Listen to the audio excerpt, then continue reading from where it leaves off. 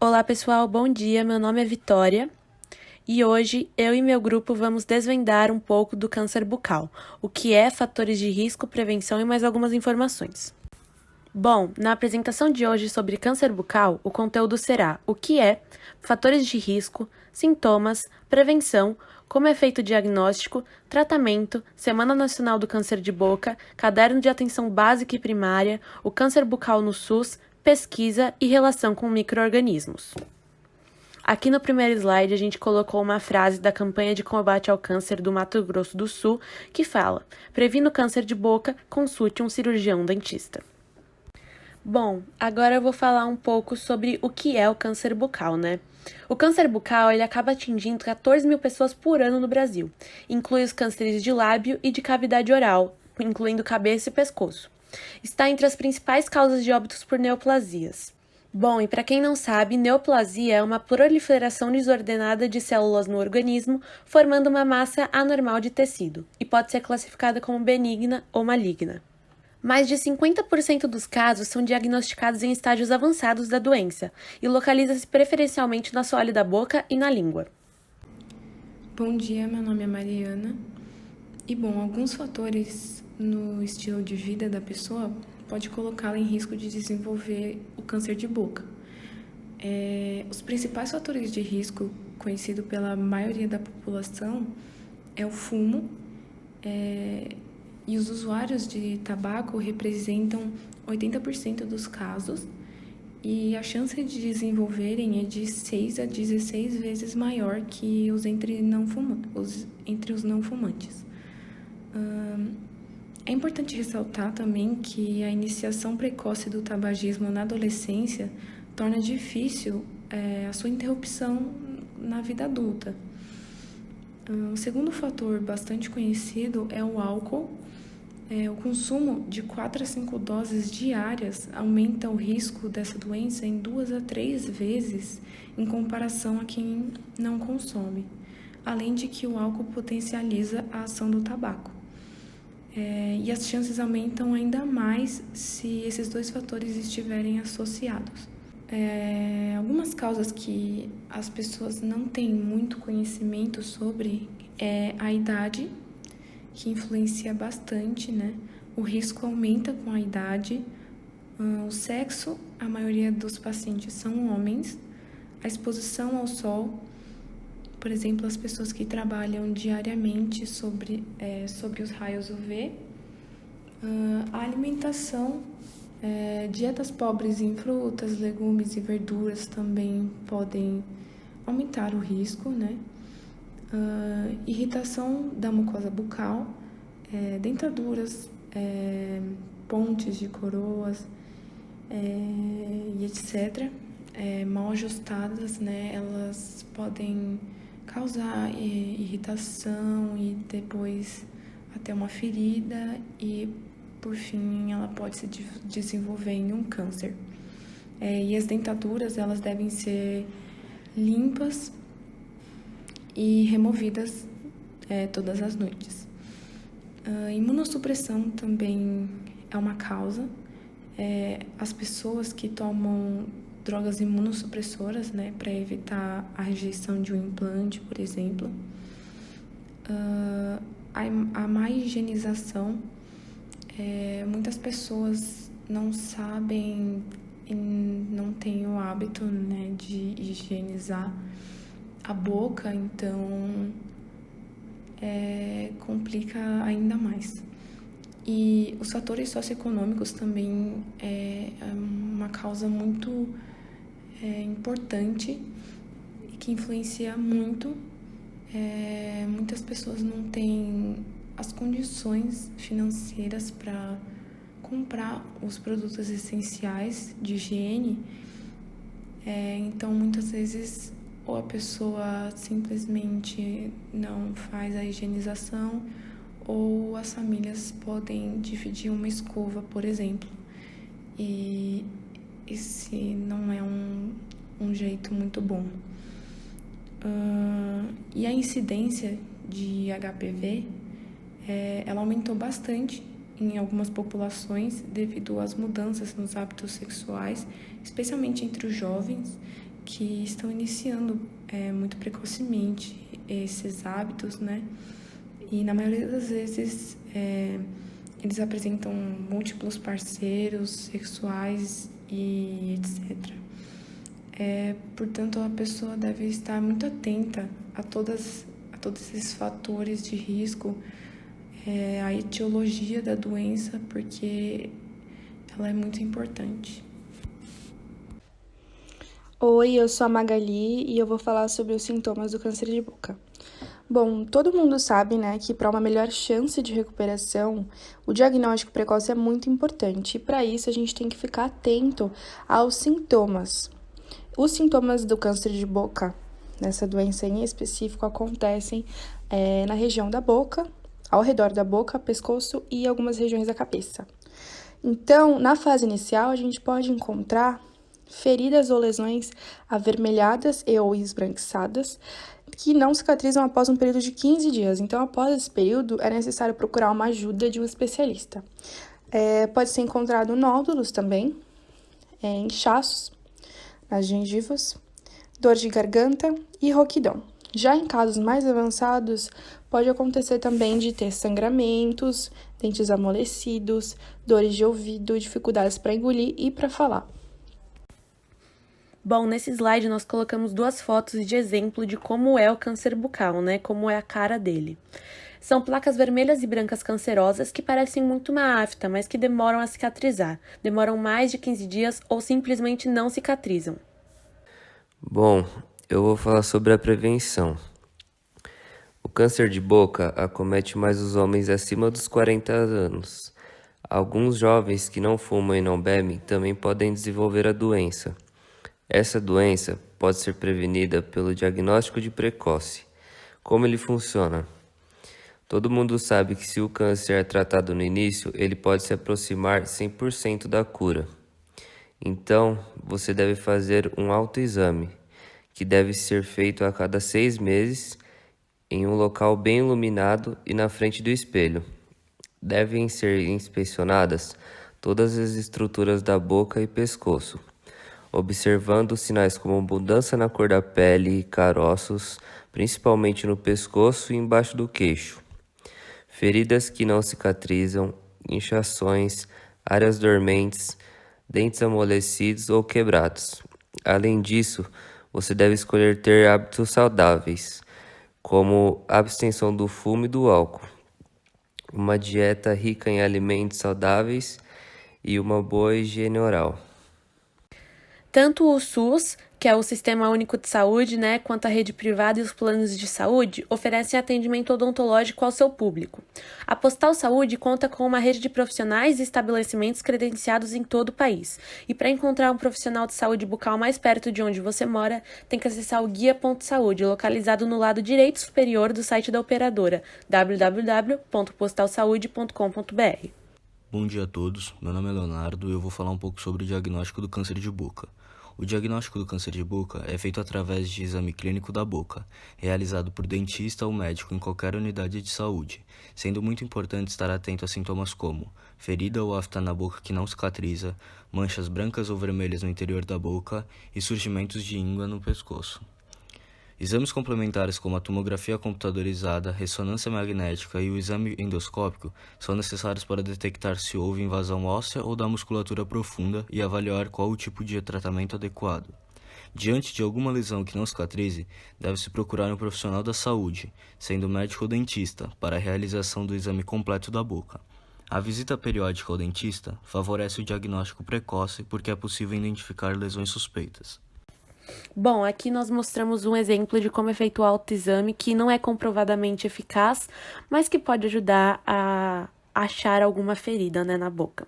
Bom, primeiro você examina os lábios, depois você examina a bochecha, o assoalho da língua, um lado da língua, o outro lado da língua, baixo da língua, o céu da boca, a garganta também, porque esse câncer acomete a cabeça e a garganta, e examinar o pescoço, para ver se não tem nenhuma presença de caroços.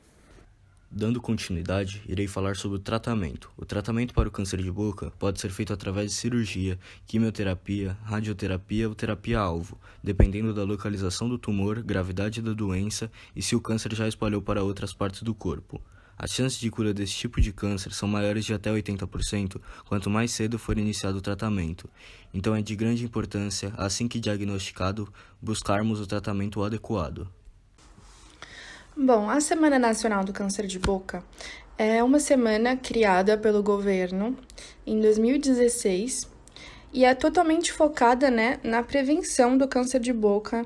Então, ela promove alguns debates, promove eventos, a fim de conscientizar a população quanto à seriedade da doença, os riscos, os sintomas, orientar também onde e quais os serviços de saúde bucal, né, que estão disponíveis aí no estado. E, enfim, é uma semana dedicada para essa causa, para ver se a gente consegue encontrar algumas melhorias aí nos índices de ocorrência e mortalidade, morbidade também. Promover diagnóstico precoce, né, também é um dos objetivos. Existem estandes e com agentes de saúde para que sejam observados algumas pessoas e encaminhadas assim que encontrado algum sintoma. E essa semana acontece sempre na primeira semana de novembro. Pode ser anunciada através de rádios, TVs, redes sociais. Os debates também podem ocorrer por meio dessas plataformas. Bom, essa é uma tabela que mostra a história natural da doença, né? Como que ela evolui se não houver nenhuma interferência e como a gente consegue intervir alguns níveis de prevenção aí durante cada fase da doença. Então, a fim de evitar a decorrência e impedir que a doença apareça, algumas medidas podem ser tomadas. No período pré-patogênico, onde a doença ainda é inexistente, alguns fatores podem contribuir para sua decorrência. Alguns fatores como renda, estilo de vida e o psicológico da pessoa, todos esses fatores podem contribuir para a decorrência da doença, né? Tanto a renda em questão a dieta, alimentação, o que a pessoa pode estar colocando na mesa, quanto o estilo de vida, se é uma pessoa que tem o costume de beber, fumar. O psicológico também, algumas pessoas que têm o psicológico abalado tendem a procurar bebidas alcoólicas. Então, todos esses fatores podem, né, fazer com que a pessoa se exponha aos fatores de risco para a doença acabar acontecendo.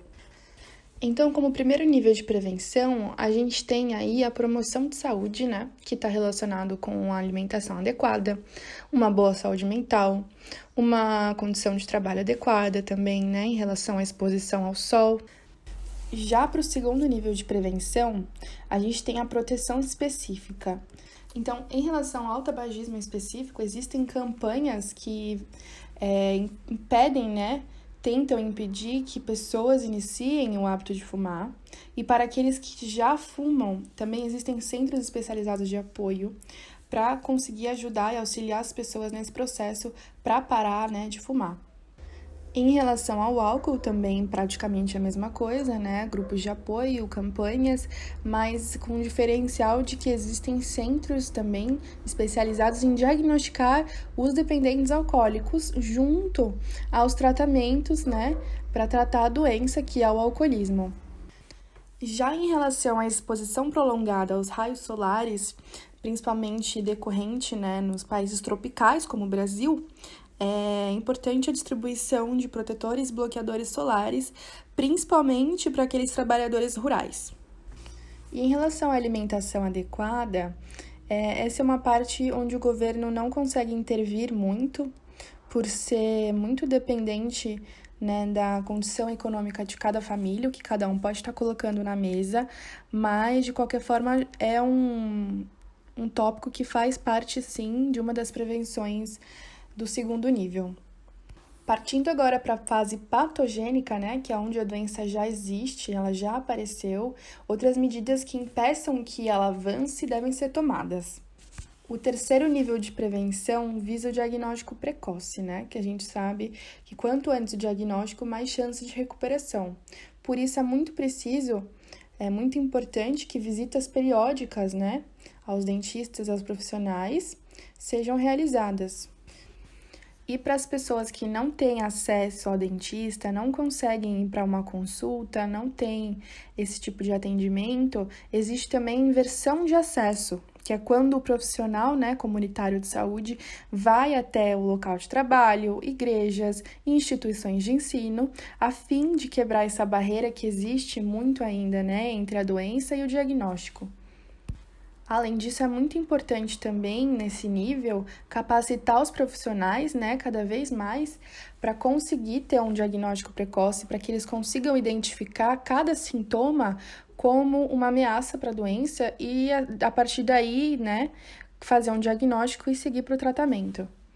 Bom, depois do diagnóstico, a gente vai para o quarto nível de prevenção, que é a limitação do dano, e a gente começa primeiro removendo todos os agentes causadores, ou seja, próteses mal ajustadas, abandono dos maus hábitos, e a partir daí a gente já inicia o tratamento para que a doença não avance.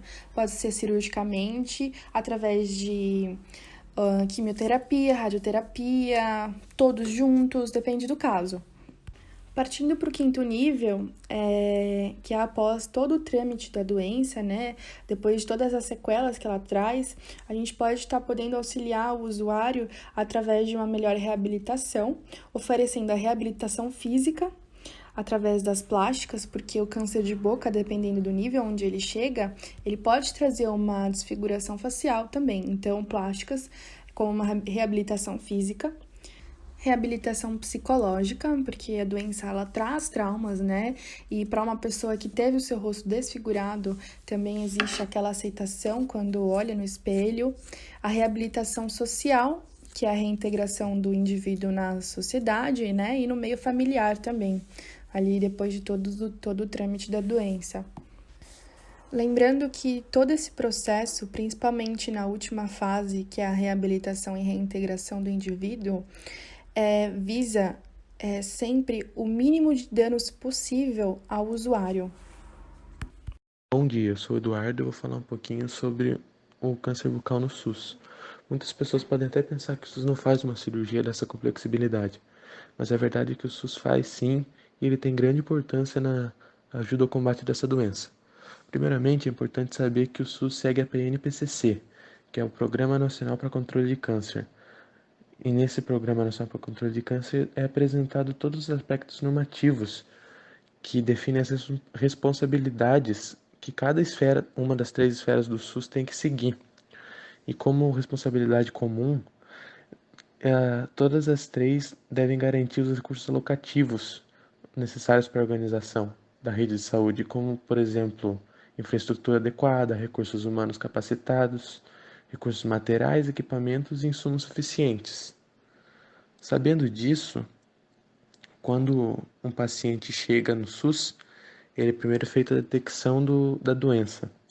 Para isso, quem assume esse papel estratégico de detecção é o CEO, que é o Centro de Especialidades Odontológicas, que tem em todos os polos do SUS, porque todas as unidades têm que realizar, entre outros serviços, o diagnóstico e detecção do câncer bucal.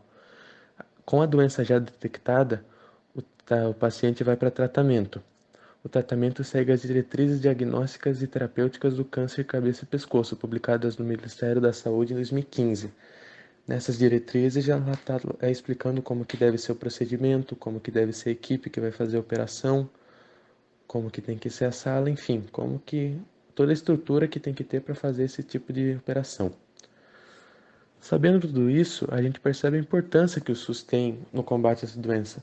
6 meses depois da publicação na portaria da habilitação, 219 dos 299 estabelecimentos habilitados lançaram um sistema de informação do SUS que foram realizadas 1.891 cirurgias para tratamento de câncer bucal.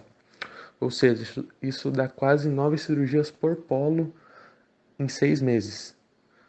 Então, essas quase 2.000 pessoas foram salvas pelo SUS. Por isso a gente percebe a grande importância que esse órgão tem no combate a essa doença. Bom, gente, bom dia. Meu nome é Caterina e agora a gente vai falar sobre o Caderno de Atenção Básica de Saúde Bucal. Ele tem como foco a reorganização das ações e serviços de saúde bucal que envolve a atenção básica. Bom, nele vamos ter políticas de saúde bucal, como atenção básica e estratégia de saúde da família, organização da saúde bucal na atenção básica, como planejamento em saúde, monitoramento e avaliação, principais agravos, como por exemplo, cárie, doença periodontal e câncer de boca, organização da atenção à saúde bucal de crianças, adultos e outros, e algumas recomendações. Bom, agora nós vamos mostrar uma pesquisa que nós fizemos em nossas redes sociais, cada um fez na sua, né?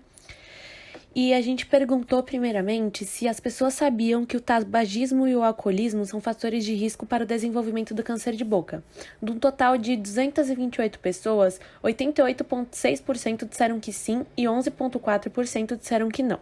A segunda pergunta foi se elas sabiam que os raios UVs podem aumentar o índice do surgimento de câncer de boca. Num total de 220 pessoas, 40,5% disseram que sim e 59,5% disseram que não. A terceira pergunta foi: você sabia que o câncer bucal acomete 2 vezes mais os homens em relação às mulheres? 52,1% disseram que sim e 47,9% disseram que não, num total de 217 pessoas. E a última pergunta foi se eles sabiam como prevenir essa doença. E num total de 213 pessoas, 74,2% disseram que não. E apenas 25,8% disseram que sim, nos mostrando que muitas pessoas, apesar de conhecerem a doença, não sabem como lidar com ela. Bom, agora nós vamos interpretar alguns dados, né, algumas tabelas de alguns resultados de 2002 a 2016 sobre internações e óbitos por câncer de boca no Rio Grande do Sul. Bom, nessa primeira tabela mostra internações na rede pública por câncer bucal de residentes do Rio Grande do Sul por municípios de maior população de 2002 a 2016.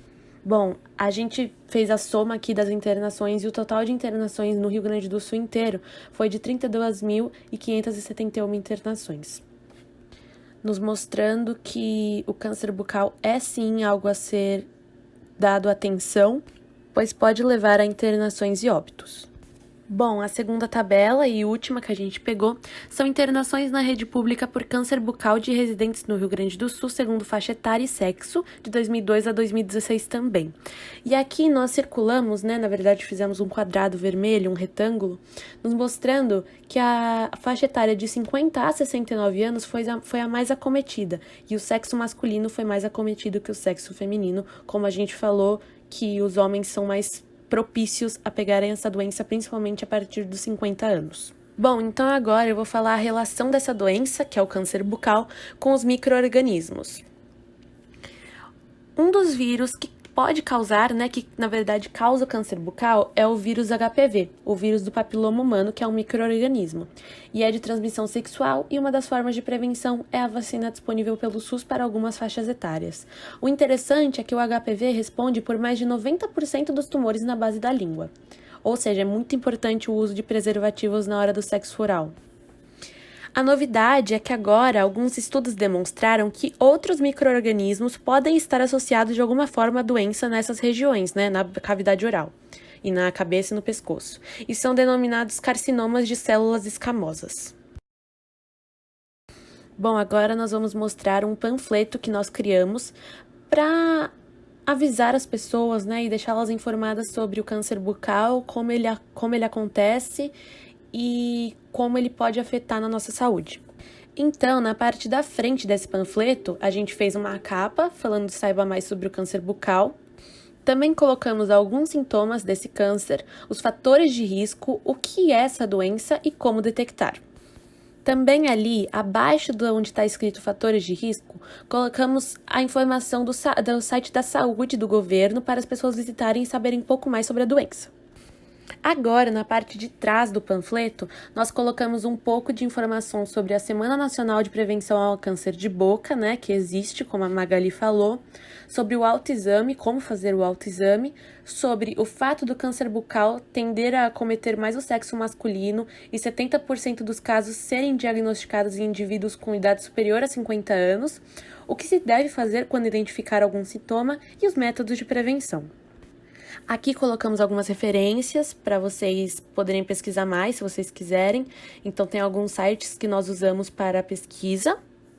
E é isso. Obrigada pela atenção e tenham um ótimo dia.